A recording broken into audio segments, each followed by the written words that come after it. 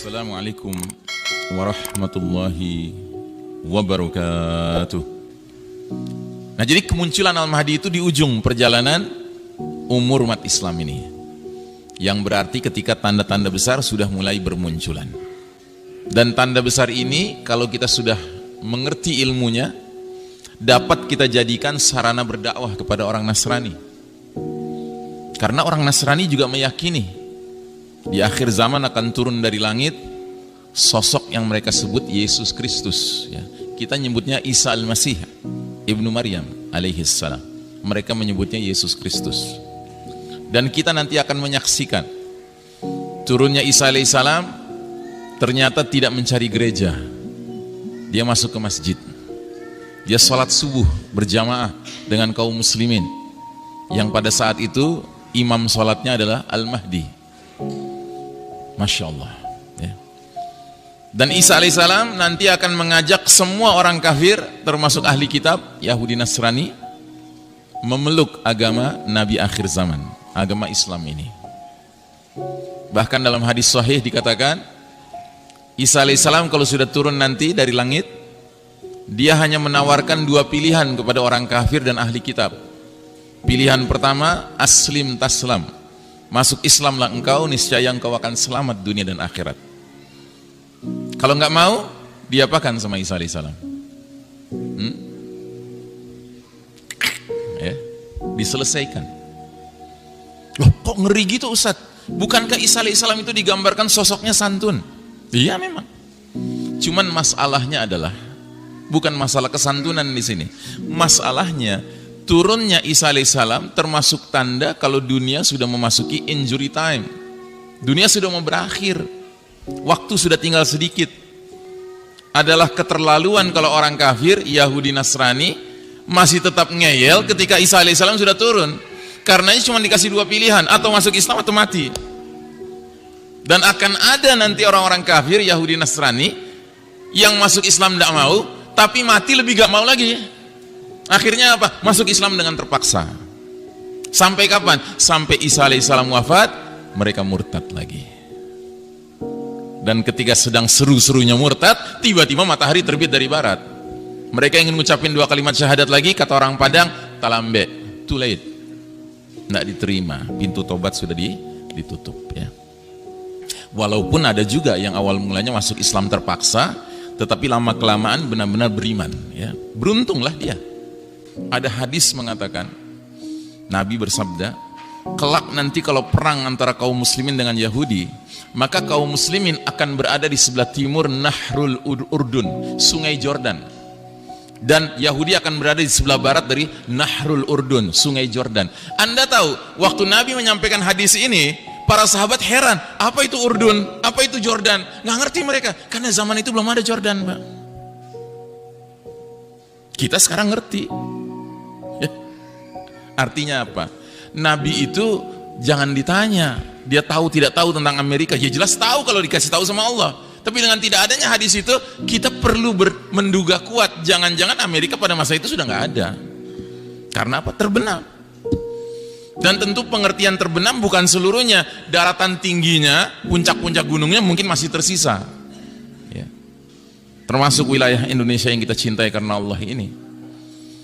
Maka kalau ada di antara Anda yang berpikir, wah kalau gitu kita harus siap-siap. Bukan, kita harus siap-siap mengantisipasi pembenaman ini dengan cara kita bangun kampung akhir zaman di puncak-puncak gunung.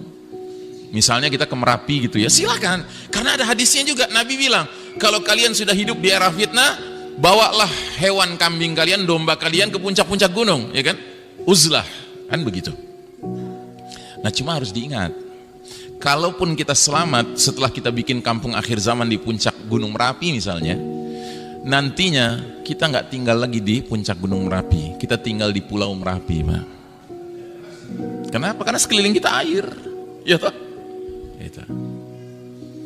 Nah terus yang kedua, apa yang terjadi? Yang kedua, terjadilah significant depopulation, pengurangan populasi planet bumi ini secara signifikan. Banyak orang tewas, Pak, gara-gara bencana dahsyat ini. Ya bayangkan, wilayah ini kan luas Wilayah yang banyak sekali penduduknya ya, ini banyak sekali penduduknya kan. Apalagi wilayah yang warnanya kuning ini, negara apa nih? Banyak kan penduduknya. Penduduk dunia total 7 miliar, itu 2 miliar sendiri Pak. Karenanya sebagiannya mulai diekspor paksa ke sini kan. Gitu. Makanya kalau kita ngerti skenario akhir zaman, kita tinggal komentar gimana? Silakan datang ke sini, ahlan wa sahlan, lu bakal terbenam lah, gitu. Cuma pertanyaannya kitanya kemana, kan gitu. Nah kitanya harus menjalankan yang dulu Nabi dan para sahabat lakukan. Apa itu? Hijrah. Hijrahnya kemana? Ya ke tempat pemimpin kita akan muncul. Siapa pemimpin kita? Al-Mahdi yang kita sedang bicarakan sekarang ini. Nah Al-Mahdi munculnya di mana? Al-Mahdi muncul awalnya di Mekah. Karenanya nanti akan ada segelintir umat Islam as-sabiqunal awwalun yang registrasi ke Al-Mahdinya di Mekah, baiatnya ke Mekah. Tetapi yang kebanyakan umat Islam nanti registrasinya kemana? Ke Syam. Karena Al-Mahdi setelah dari Mekah bertolak kemana? Ke Syam, mendirikan khilafah ala minhajin nubuwah. Dengan ibu kota awalnya Damaskus, ibu kota terakhirnya Baitul Maqdis. Ya. Ini semua ada keterangan-keterangan hadisnya. Ya. Nah jadi saudaraku rahimakumullah, yang berikutnya yang terjadi apa? Global famine, kelaparan mendunia. 40 hari 40 malam dunia diselimuti oleh kabut asap, matahari bersinar gak bisa menyentuh tanah. Akibatnya tanaman, tumbuhan, pohon gak menghasilkan. Makanya ada dalil mengatakan jika kalian sudah melihat bintang berekor di bulan Ramadan, siapkan makanan sekuat kemampuan kalian. Jadi bintang berekor itu diantara dalilnya mengisyaratkan jatuhnya di bulan Ramadan. Maka mulai sekarang kalau Ramadan akan tiba, tidak sekedar perasaan gembira yang harus ada dalam diri kita, tapi juga perasaan waspada. Jangan-jangan Ramadan ini jatuhnya bintang berekor. Kita tidak tahu kapan jatuhnya, tetapi kalau melihat tanda demi tanda yang bermunculan, it seems to be very close. Kelihatannya sudah dekat sekali jadwalnya. Bahkan tahun lalu, Ramadan tahun lalu, begitu malam terakhir, ya, kita dengar kabar besok 1 Syawal, saya langsung instruksikan istri anak saya semuanya sujud syukur. Alhamdulillah tahun lalu belum jatuh bintang berekor, karena kami belum siap hijrah. Dan kelaparan mendunia ini berakibat kepada apa? Orang berebut makanan Pak. Sampai apa? Sampai saling berbunuhan, killings ya. Al-Haraj kata Nabi, saling berbunuhan, memperebutkan makanan. Nah yang lebih tidak pernah kita duga-duga lagi adalah dampak yang kelima. Terjadinya shutdown of modern technology. Teknologi modern ini berhenti beroperasi Pak. Kenapa? Ya karena batu besar jatuh dengan kecepatan tinggi, bergesekan dengan udara, tentu menimbulkan induksi besar-besaran. Yang orang barat katakan akan terjadilah fenomena EMP, electromagnetic pulse. Ya, semua benda-benda kelistrikan macet, tidak bisa berguna lagi. Bahkan ahli fisika mengatakan tumbukan batu besar dengan tanah akan menyebabkan zat-zat tertentu sifatnya berubah.